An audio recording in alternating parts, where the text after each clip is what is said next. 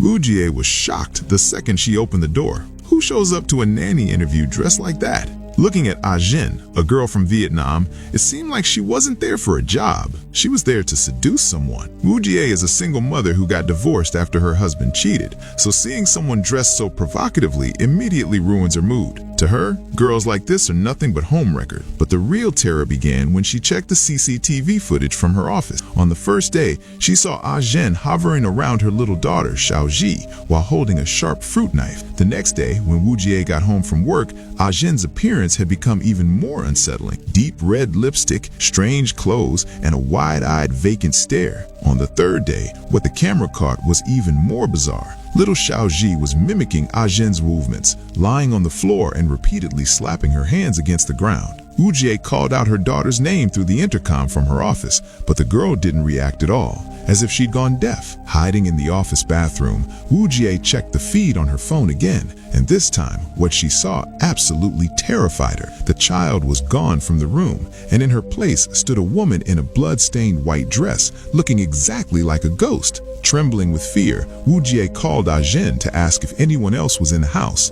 Ah Jin insisted, "That's impossible. There's no one here but me and Xiaoji." When she put the daughter on the line, she said the exact same thing. That night, desperate to find the truth, Wu Jie lay on the floor for hours with her ear to the ground, just like Ah Jin. The sight of her in that weird frog-like pose would honestly creep anyone out. Late that night, just as Wu Jie was heading to bed, a notification popped up on her phone. Motion detected. She froze in fear. She couldn't see anything on the camera, but she could hear the distinct tinkling of wind chimes coming from outside the door. Was there an intruder? She grabbed a large, sharp pair of scissors and cautiously opened the door. In the darkness, Wu Jie's eyes were glowing. Honestly, she looked like a ghost herself. Suddenly, the sound of singing drifted from her daughter's room. Wu Jie rushed in and saw Xiaoji singing to herself. But when the girl turned around, Wu Jie's smile instantly vanished. The little girl had smeared messy makeup all over her face, looking ridiculous. When asked, she said she learned it from Ah Jin. Wu Jie snapped, telling her she hadn't learned anything good and asking why she was trying to dress like that Vietnamese woman. She tried to snatch the lipstick away, but the girl refused to let go. During the struggle, Wu Jie lost her temper and slapped her daughter hard across the face. Strangely, the child didn't cry. Instead, she let out a chilling, demonic smirk. Later, feeling guilty, Wu Jie apologized and gave her daughter a hug. But the next morning, when she asked the girl if she was still angry, her daughter just stared back in confusion. She had no memory of anything that happened the night before. A little later, the nanny, Ah Jin, showed up for work. Wu Jie pulled her aside and gave her a piece of her mind. "Why are you giving a child lipstick? And listen, you're here to be a nanny, so stop wearing such inappropriate clothes." Hey guys, welcome to the Night Bus. As this CCTV footage story unfolds, things are going to get a lot more terrifying and intense. If you're watching this alone at night, consider yourself warned. Now, there's a tragic reason why Wu Jie is so paranoid and high-strung. She caught her husband leaving a hotel with another woman. Fueled by rage and betrayal, she filed for divorce and moved into this new apartment with her daughter. The elevator in this building is constantly broken. The stairwells are pitch black, and there's a very strange neighbor living downstairs. In Korea, when people move into a new home, they hang bells on the door and sprinkle salt in the hallway to ward off evil spirits. Wu Jie was doing exactly that, but the weird neighbor stepped right on the salt and told her, "Regular table salt isn't going to cut it. You need coarse rock salt to keep the spirits away." Then he asked, "Is there no man living here?"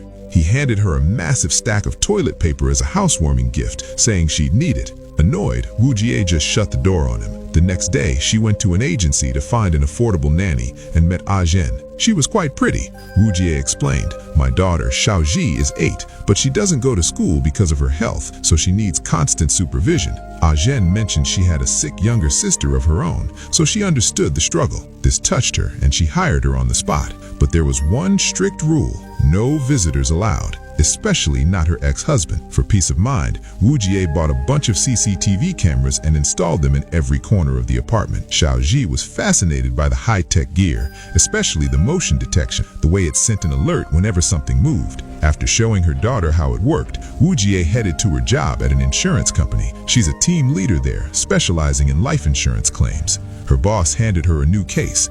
The police ruled it a suicide, which meant the company wouldn't have to pay out. However, Woo-jae was asked to review a video found on the victim's phone. If she could prove it was definitely a suicide, she'd land a massive bonus. Just as she opened the file, chaos broke out in the office. An older woman named Mei burst in screaming. She was the mother of the victim, Aju. She was hysterical, claiming her son didn't take his own life. Security had to hold her back, and Woo-jae initially ignored the drama. Back home, she checked on her daughter's schoolwork. Xiaoji was so bright, she aced all her tests from home. Once her daughter was asleep, Woo-jae finally sat down to watch that video. In the footage, the victim, Aju, suddenly starts acting bizarre, making these strange mechanical clicking sounds with his mouth. Then, looking terrified, disappears off screen and starts violently banging his head against something. The footage sent a chill down Woo-jae's spine. Suddenly, she looked back and saw Xiaoji standing right behind her, her face pale with fright. Woo-jae snapped at her, asking why she was standing there like a ghost instead of being in bed. She had no idea that the dark influence of that video was already starting to affect her daughter. The next day, Woo-jae met with Mei and told her that based on the footage, it looked like a clear suicide. Mei exploded in anger. "Are you blind?" she screamed. "Does that look normal to you? That was the work of something demonic." Woo-jae hurried to end the meeting because it was her daughter's 8th birthday. She rushed home only to find that creepy neighbor peeking through their window again. She threatened to call the police if he didn't stop. While setting up the birthday cake, she asked Ah-jin, "By the way, what exactly are you listening for when you lie on the floor like that?" Ah-jin looked her dead in the eye and said, "There are cockroaches in the bed. They make a ticking sound." Woo-jae was baffled. Last she checked, Korean cockroaches didn't make sounds like that. Anyway, she brushed it off. After Ah-jin left, it was just the two of them. Everything was normal while they sang happy birthday, but just as Xiaoji went to make a wish, the vibe completely shifted. If you look closely, you'll see her lips starting to twitch, and suddenly she begins making those same mechanical clicking noises from the video. Woo-jae thought her daughter was just playing a prank. She turned away for a second to grab the gift, but when she looked back, Xiaoji was devouring the cake like a wild animal, frosting smeared all over her face. Right then, the doorbell rang. It was a delivery. Woo-jae signed for the package, realizing it was a gift from her ex-husband. As soon as Xiaoji heard that, she snapped. She stopped being the sweet little girl and started screaming at her mother. "That's from Dad. Give it to me. Give it to me now." She lunged at Woo-jae, trying to rip the package out of her hands like she had lost her mind. She was hysterical, screaming that it was hers. Woo-jae was at her wit's end. Stressed from work and overwhelmed by her daughter's behavior, Woo-jae was just trying to keep it together when her phone buzzed again. Motion detected in Xiaoji's room. And this is where things take a dark turn. From that day on, the light in Xiaoji's eyes was gone. She stopped studying and spent her days hunched over, drawing these disturbing sketches. Woo-jae started to suspect the nanny, Ah-jin. She worried that maybe Ah-jin was involved in some kind of folk magic or dark rituals, but she had no proof. Woo-jae started rewatching Aju's video over and over, desperate for clues. In one frame, she noticed a picture on the wall with Tibetan inscriptions.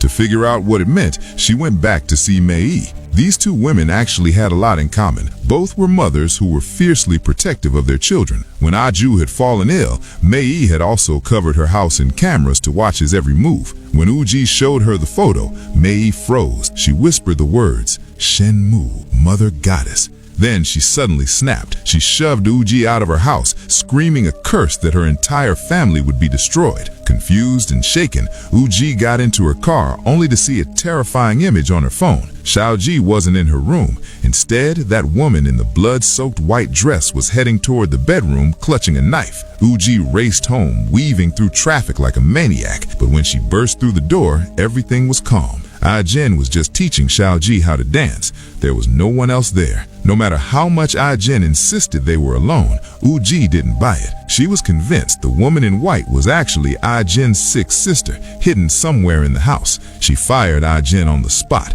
telling her not to come back. Ah-jin begged for her job, saying she desperately needed the money, but Woo-jae just threw the cash at her and kicked her out. Before leaving, Ah-jin left her with a chilling warning. The way you're acting, you're going to be the reason your daughter dies. Devastated that her favorite nanny was gone, Xiaoji locked herself in her room and started shredding her drawings with a knife. Suddenly, the lights flickered out. The door slowly creaked open, and that white-clad shadow emerged from the darkness. Woo-jae let out a blood-curdling scream and blacked out. When Woo-jae opened her eyes, it was morning. Was it all just a bad dream?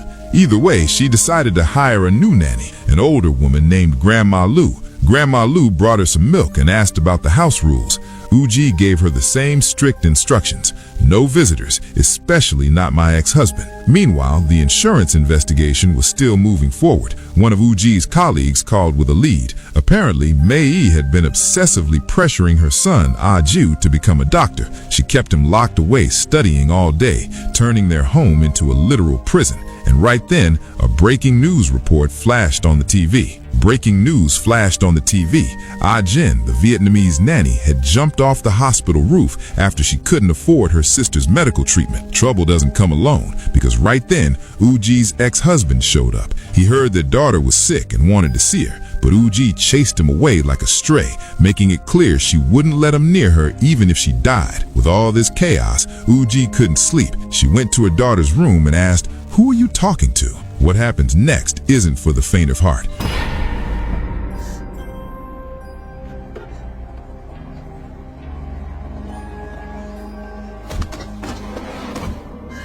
Uji brought her daughter into her own room, but that white-clad spirit remained standing at the door. Meanwhile, Xiaoji lay on the bed with foam coming out of her mouth, her body arching like a bow. Just then, a child's voice came from the other side of the door. "Mom, open up! It's Xiaoji!" Wu Jie was stunned. If Xiaoji was outside the door, then who was this lying on the bed? Looking at the bed, Xiaoji's face appeared blurred, a terrifying sight. Wu Jie was scared half to death. When she opened the door, the real Xiaoji cried out, "Mom, there are scary noises coming from downstairs." Wu Jie suspected that weird neighbor was behind everything. Fuming, she marched down to Unit 408 and banged on the door. The second it opened, the neighbor said, "It looks like the demon finally took hold." It was time to reveal this man's true identity. He was a Korean shaman known as the Master of 1,000 Threads. His entire place was covered in thousands of sacred talismans. He explained he'd been watching Xiaoji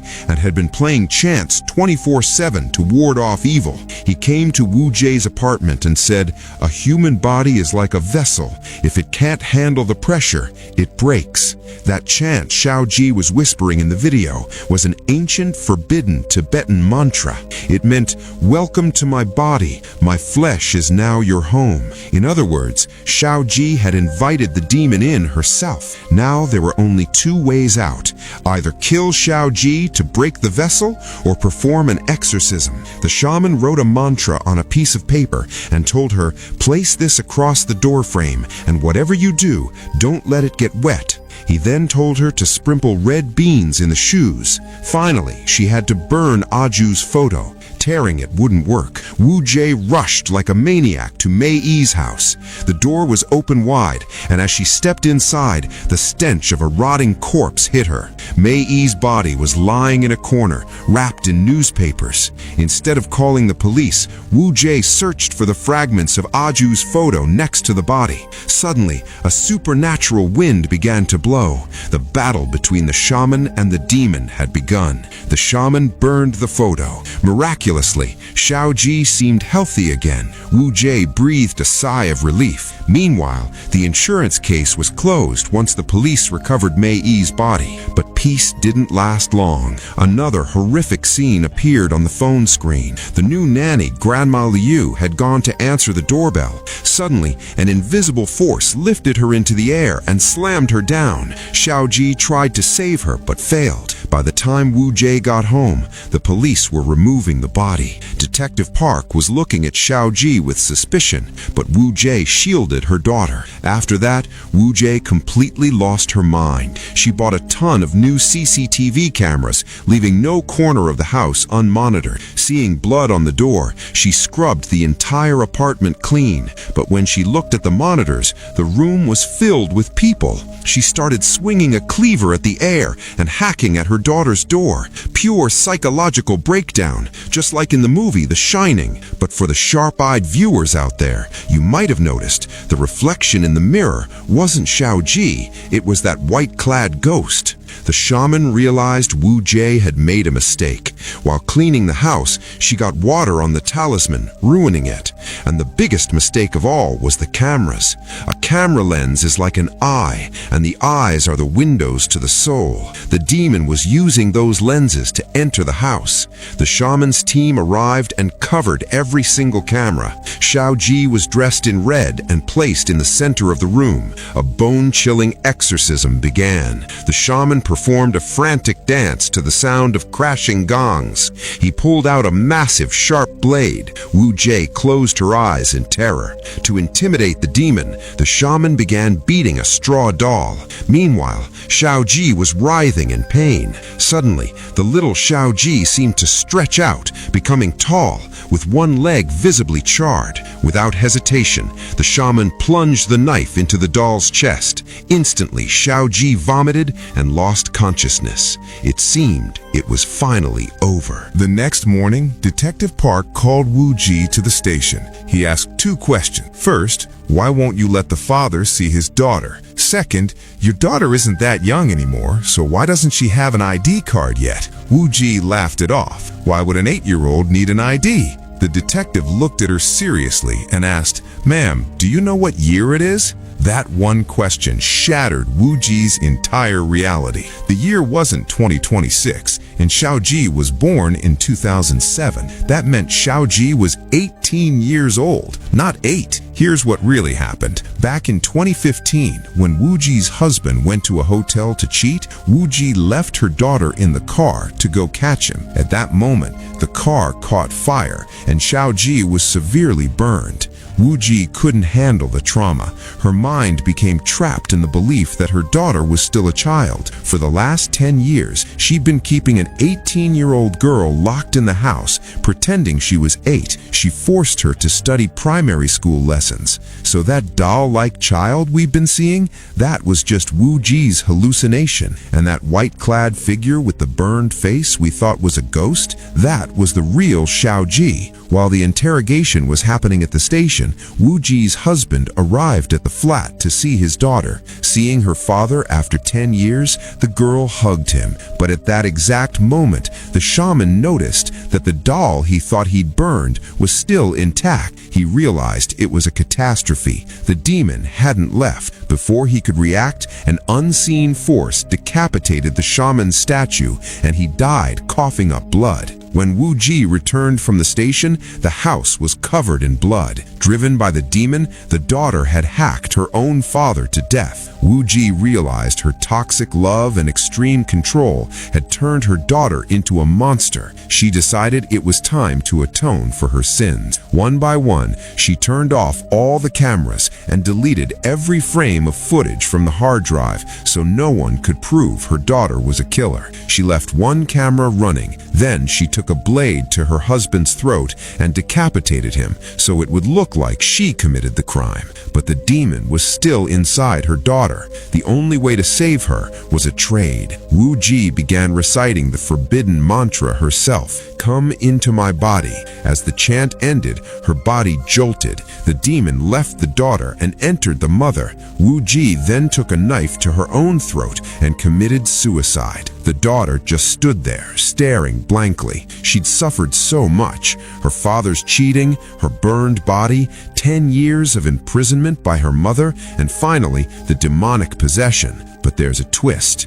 When the police had asked the 18-year-old Xiao Ji if she knew what was happening, she just smirked. It's possible she knew exactly who she was all along. She knew her mother would never let her go, so she used the demonic possession as an opportunity to get rid of her father and forced her mother into suicide. Now that her mother is gone, she is completely free for the first time in her life. That smile on her face tells us one thing: she won. So guys, that was the bone-chilling Korean movie HomeCam 2025. The movie might have a 5.9 rating on IMDb, but trust me, if you watch this alone at night with headphones on, it'll terrify you. The sound design and camera angles are specifically crafted to make you feel like someone is watching you in your own home. This isn't just a ghost story, it's a story about the consequences of extreme possessiveness. It's haunting to think how a mother's love ended up destroying her child and herself in the process. What do you think? Was the girl actually possessed, or was this whole terrifying act just her way of finding freedom? Let me know in the comments. And hey, if this video gave you the creeps, hit that like button. If you want more psychological thrillers and horror movie recaps, subscribe and hit the bell icon. I'll see you in the next one. Until then, keep your doors and windows locked. You never know who might be watching. Peace out.